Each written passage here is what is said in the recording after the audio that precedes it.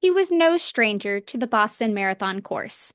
He'd been to that understated start in Hopkinton, knew the Scream Tunnel at Wellesley, had had his heart broken in Newton, and felt it heal itself as he broke the tape on Boylston. But this year, it was different. He was not there to break the tape, to outkick any competitors, or to set any records. He had nothing left to prove. And in the end, he could not have been happier about making it to the finish line in 5 hours and 57 minutes because he knew that it would be the last time he ever did it at all at any speed. Today is Saturday, September 6, 2025, and on this day in 1907, Boston Marathon legend John A. Kelley was born in Medford, Massachusetts. In this episode, we'll hear how, as a young man, Kelley made a name for himself as a two-time Boston Marathon champion, and then dive into how his running career evolved over the decades, ending with his 58th Boston Marathon finish at the age of 84. I'm your host, Running Up That Hillary, and you are listening to Today in Running History.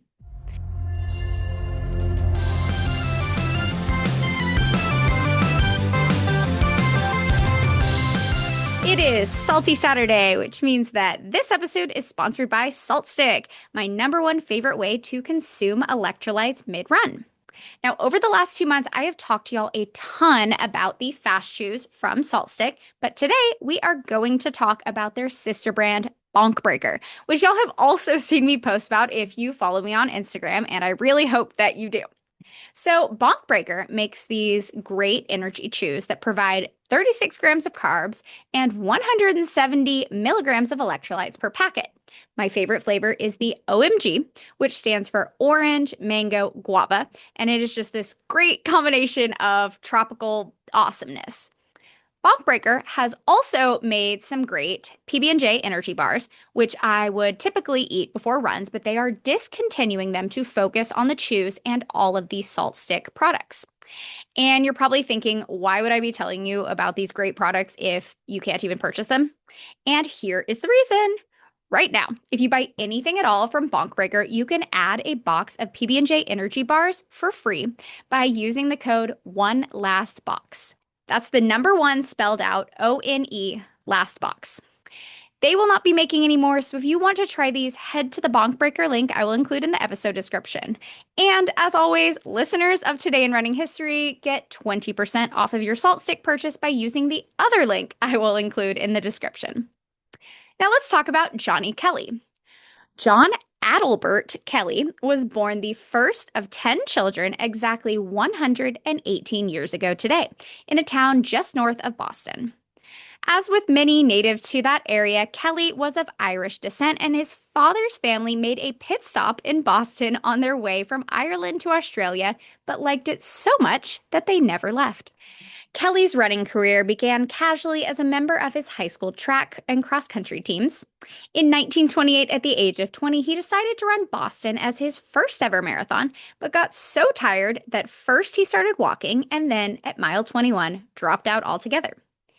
He tried again 4 years later, but once again dropped out of the race. The third time was a charm because he returned the following year, 1933, and finished the race in just over 3 hours. John Kelley's breakthrough race happened in 1934 when he took nearly half an hour off of his previous finish time and came in second place. His Boston Marathon legacy truly began the next year when he won the race for the first time, finishing more than 2 minutes faster than the man in second place. A couple weeks back, I told y'all about Tarzan Brown, the indigenous Rhode Island man who won the 1936 and 39 Boston Marathons. That episode was on August 23rd, and I had the pleasure of interviewing Brown's granddaughter. So if you haven't listened to that one, I highly recommend that you go back and do so. In that episode, I talked about how newcomer Tarzan Brown was passed by reigning champion John A. Kelley during the Newton Hills section of the 1936 Boston Marathon, and how on the final of the 4 climbs, Brown retook his lead and ended up winning that race. It is because of the heartbreak Kelley experienced at that point in the race that the 4th and final Newton Hill on the Boston Marathon course is called Heartbreak Hill to this day. Tarzan Brown became the new Boston Marathon champion that day, and John Kelley faded to 5th place, more than 5 minutes behind him. A few months later, Brown and Kelley were Olympic teammates when they both represented Team USA in the marathon at the Games in Berlin. Neither man performed particularly well that day, with Kelley coming in 18th and Brown not finishing at all. Both Kelley and Brown returned to the Boston Marathon many times over the decade that followed, with Tarzan Brown taking his second win in 1939 and running his final Boston in 1946. John A Kelley continued to run the Boston Marathon every year and finished in the top 10 on 18 separate occasions. He ran his PR of 2:30 flat in 1943 when he finished second. He finished second again in 1944, and then finally, a full 10 years after his first Boston Marathon win, Kelley won again in 1945. He fit in training around his day job as a laborer at a power plant in South Boston. Johnny was drafted into the U.S. Army during World War II shortly after being widowed after just 3 years of marriage. As a private, he came up from Alabama's Fort McClellan for the 1943 Boston Marathon. While it is difficult to find information on how he handled the logistics, we know that he somehow found a way to run Boston every single year. The war ended, and Kelley made his second Olympic team in 1948. He finished the marathon at the London Games in 21st place. Now let's fast forward to the 1953 Boston Marathon. Once again, John A Kelley lined up at the starting line in Hopkinton, but this time he was joined by a newcomer, 23 years his junior. That man's name? John A Kelley. Now, two men sharing a name, especially a common one like theirs within a race as large as Boston, is not crazy by itself, but this younger Kelley turned out to give the older Kelley a run for his money. Starting in 1953, people began to refer to the pair as the elder and the younger to distinguish between them, and they finished 7th and 5th respectively that year. It was Elder's 21st consecutive Boston Marathon and the younger's first. Both John A Kelleys continued to run the Boston Marathon year after year. The younger won the race in 1957 at the age of 26, while the elder finished 13th at 49 years old. And even once both men were past the point of reaching the podium, they both continued to run Boston. I will do a separate episode on John, the younger Kelley, so let's jump back to the elder. Naturally, Kelley's times began to slow as the years passed. His 50th Boston Marathon, which was also his 108th lifetime marathon, was in 1981 when he was 73 years old and finished in 4:01:25. He was 73, guys. 11 years and as many Boston Marathons for Kelley brings us back to where our story began, with his 61st and final Boston Marathon on April 20th, 1992, which also happens to be 4 days after I was born. Not only was that race Kelley's last Boston, it was also the final marathon of his life. When asked why he kept showing up so long, Kelley said that he was afraid to stop. He said, quote, "I feel too good. I want to stay alive." For the next 2 years, Kelley showed up to run the final 7 miles of the Boston Marathon, and after his official retirement from running in 1995 at the age of 87, the man by then known as the heart and soul of that race would ride in a convertible as its Grand Marshal. As the new millennium began, Runner's World named him the Runner of the Century. He died in 2004, 1 month after his 97th birthday. If you ever get the chance to run the Boston Marathon, or if you happen to find yourself atop Heartbreak Hill in Newton for some other reason, you will see a 7-foot tall statue of 2 men finishing the race hand in hand. Both of these men are Johnny A. Kelley, with the left side representing his win in 1935 at age 27 and the right side representing his final finish when he was 84. That statue is appropriately named Young at Heart because for Kelley, age was never more than a number on his race registration.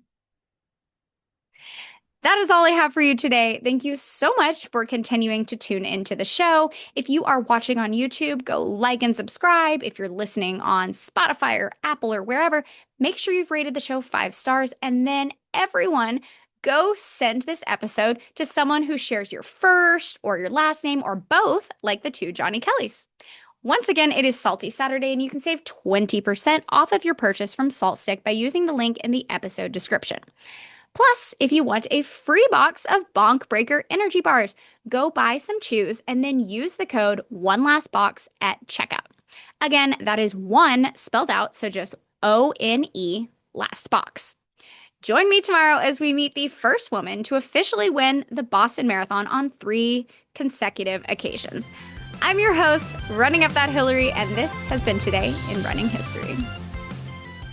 Intro music, yeah. All right. John Kelley's breakthrough race happened in, wait, nope.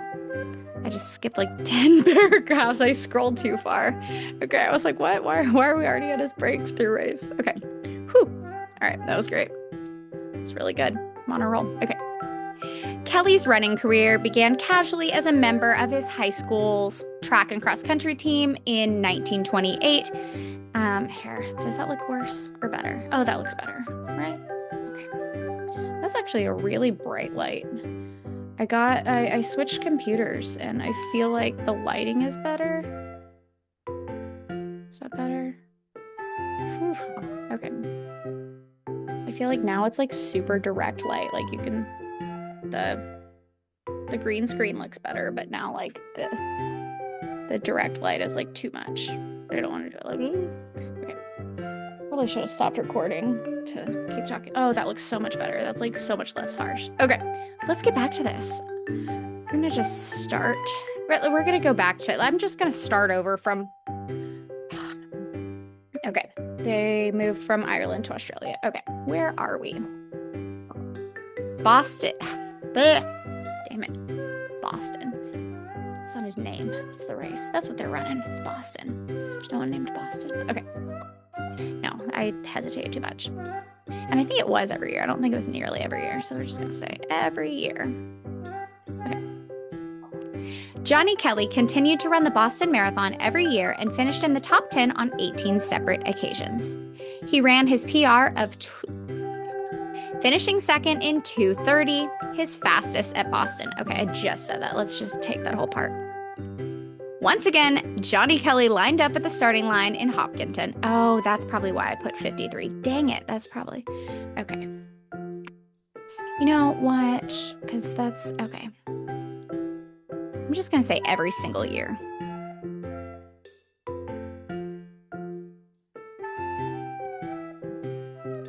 Okay. Let's take it from the top. All the way from Johnny was drafted. 23 years his junior. That man's name? Oh, damn it. Okay. I scrolled too much. Dang it. Okay. Not only was that race Kelley's last Boston. Damn it. Okay. It was also the day of my first bath. It's probably not true. They probably bathed me sooner. What do you do? What do you do for the first time when you're 4 days old? Okay, let's go back to